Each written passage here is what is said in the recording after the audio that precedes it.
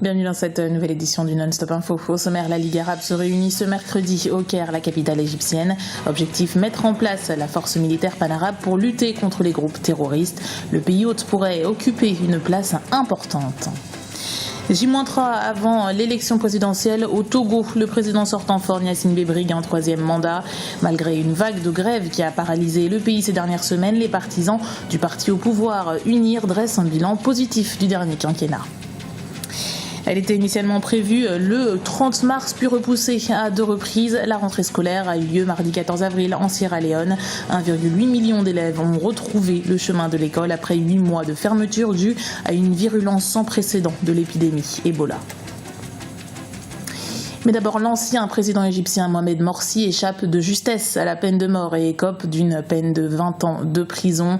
Le tribunal du Caire l'a condamné mardi à une peine incompressible pour incitation au meurtre. Celui qui avait succédé au Raïs Hosni Moubarak est accusé d'avoir fait disperser une manifestation d'opposants par la force en 2012.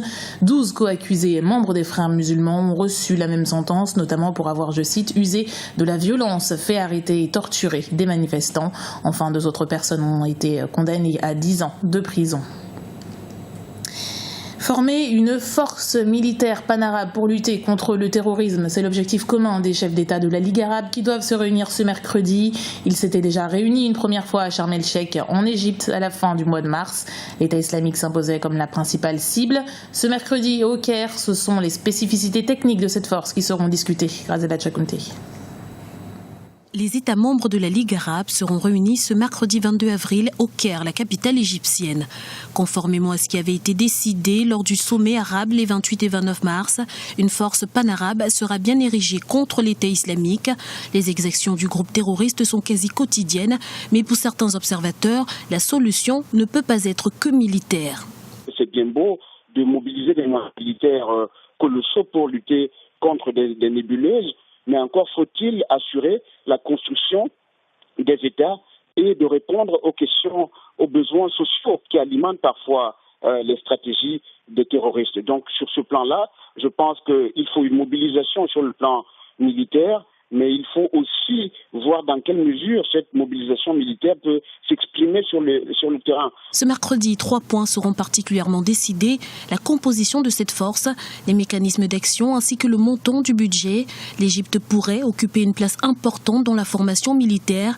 Le pays hôte possède l'armée la plus conséquente en termes d'effectifs et la mieux équipée de la région. Mais outre les aspects techniques, la stratégie d'approche devra également être abordée.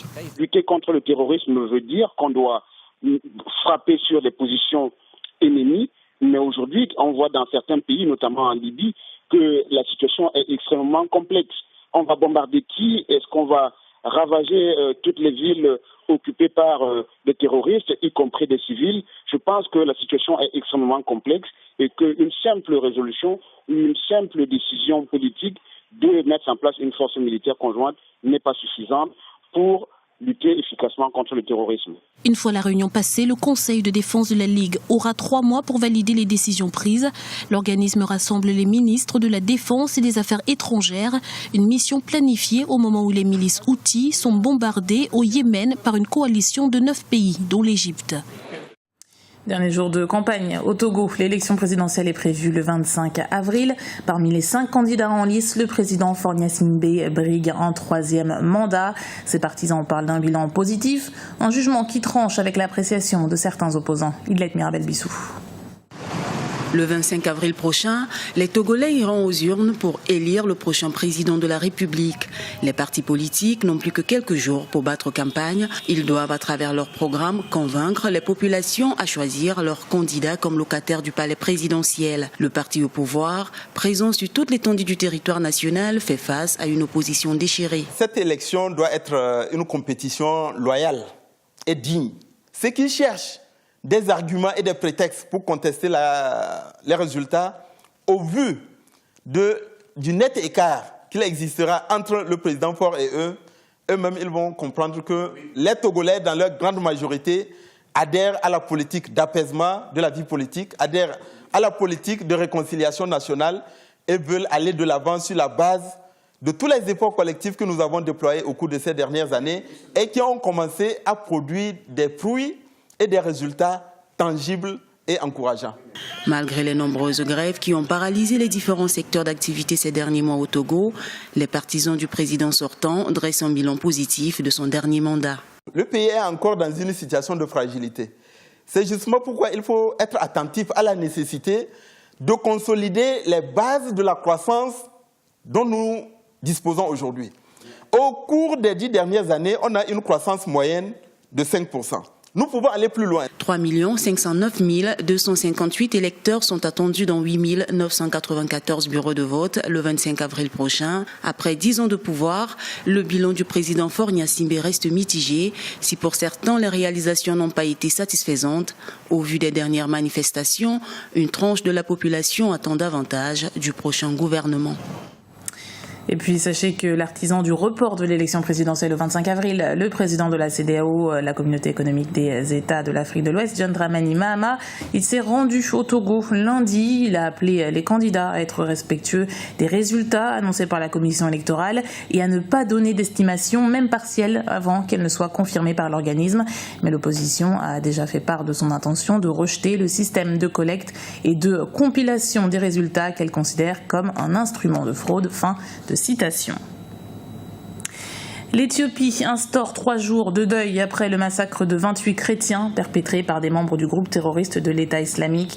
Le groupe Daesh a diffusé ce dimanche une vidéo qui montre l'exécution de ces Éthiopiens capturés en Libye. Le porte-parole du gouvernement a condamné cet acte et rappelé l'engagement du pays contre le terrorisme, notamment en Somalie. Teranjai. L'Éthiopie en deuil après la diffusion d'une vidéo de l'État islamique. À partir de ce mardi, c'est tout le pays qui observera un deuil national de 3 jours en hommage aux chrétiens éthiopiens exécutés en Libye.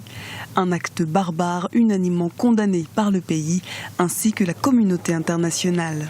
Les 3 jours de deuil décrétés par le gouvernement éthiopien constituent une bonne chose pour, disons, la solidarité au niveau de ces chrétiens qui ont été tués. Mais en même temps, on peut dire que les groupes terroristes cherchent justement de la publicité, de la communication. C'est avec ces mesures qui sont prises qu'ils sont de plus en plus connus et en même temps qu'ils recrutent de plus en plus, qu'ils collectent de l'argent. Donc on est tenté de dire, est-ce qu'il ne faut pas finalement faire le deuil et en même temps ignorer ces mouvements plutôt que de faire beaucoup de publicité autour de ces événements. La nouvelle a considérablement choqué en Éthiopie, l'une des plus anciennes nations chrétiennes. Le pays n'a pas pour l'instant l'intention de rejoindre la coalition militaire contre l'organisation État islamique, mais Addis Abeba entend continuer à combattre les islamistes, un défi auquel est confronté l'ensemble du continent africain. L'État islamique a 2 origines, je dirais même 2 problèmes, parce qu'il y a l'État islamique qui se trouve en Syrie, Irak, qui a pour origine plusieurs raisons. On peut parler aussi du combat contre le gouvernement syrien, aussi le gouvernement irakien. Il y a des soutiens et des soutiens. Mais si on reporte en ce qui nous concerne au niveau de l'Afrique, c'est surtout, il faut éradiquer, disons, le manque d'autorité des États, notamment on voit en Libye, on voit dans d'autres pays, même Boko Haram au Nigeria, il y avait un vide presque au niveau militaire. Donc, il y a cela, il y a surtout la lutte contre la pauvreté parce que ce sont des groupes qui prospèrent sur la misère des gens. Les autorités éthiopiennes ont demandé à leurs ressortissants de ne plus se rendre en Libye et souhaitent que les Éthiopiens y résidant quittent le pays. Une annonce faite alors que bon nombre d'entre eux fuient leur pays, le 2e d'Afrique par sa population, dans l'espoir de trouver un avenir meilleur. Quelques semaines après la réouverture des classes en Sierra Leone, les enseignants notent une baisse de fréquentation dans les établissements. Le gouvernement se veut rassurant et garantit la sécurité sanitaire des élèves. Il faut dire que la Sierra Leone est le pays le plus meurtri par le virus Ebola, avec 4000 morts enregistrés sur les 10 600 cas dans l'Afrique de l'Ouest. Emmanuel Milimono. Pour permettre à tous les élèves et étudiants de rattraper le retard causé par l'épidémie d'Ebola dans le pays, les autorités ont renoncé aux frais de scolarité dans les écoles publiques. Cette mesure devrait permettre à 1 800 000 enfants de reprendre le chemin de l'école. La lutte contre Ebola va se poursuivre au quotidien dans les établissements d'enseignement. Nous savons que le virus Ebola est toujours là, mais il est en perte de vitesse. et il faut que les enfants retournent à l'école. L'UNICEF a soutenu le gouvernement dans la formation de 9000 enseignants des écoles primaires et secondaires afin qu'ils soient en mesure de soutenir les enfants quand ils reviennent à l'école. L'épidémie d'Ebola est en pleine régression. Le nombre de nouveaux cas a chuté ces derniers temps et les services de santé œuvrent en permanence à l'éradication de la maladie. Le ministère sierra-léonais de l'Éducation, de la Science et de la Technologie s'attend à une reprise totale dans toutes les écoles et espère que le programme scolaire 2014-2015 peut encore être couvert. Dans les établissements qui ont déjà ouvert, les mesures de prévention sont suivies à la lettre. Il faut se laver régulièrement les mains avec de l'eau et du savon. C'est ainsi que vous serez à l'abri de ce virus Ebola. Il faut toujours éviter les contacts physiques parce que Ebola se propage par la sueur, le sang et d'autres liquides corporels. De 500 cas en décembre, les nouveaux cas hebdomadaires sont revenus à 9 infections par semaine dans le pays, selon des données de l'Organisation mondiale de la santé. Depuis la fin mars déjà, un petit nombre d'écoles secondaires de premier cycle a repris les cours. Pour cette rentrée scolaire, les 9000 écoles du pays ont été désinfectées et équipées de thermomètres. Du sport pour terminer ce journal et sachez que le sélectionneur de l'équipe de football du Nigeria, Stéphane Keshi, est reconduit à son poste pour une période de 2 ans. L'absence des Super Eagles à l'édition 2015 de la Coupe d'Afrique des Nations avait laissé planer le doute sur l'avenir de l'entraîneur au sein de la sélection nigériane. Le principal intéressé qui a parlé d'un nouveau départ a rejoint les Super Eagles, rappelons-le, il y a 3 ans et les avait emmenés en 2013 en finale de la Coupe d'Afrique des Nations. C'était le journal de la rédaction. Merci de l'avoir suivi. Retrouvez dans un instant une nouvelle édition du Non-Stop Info sur Africa 24.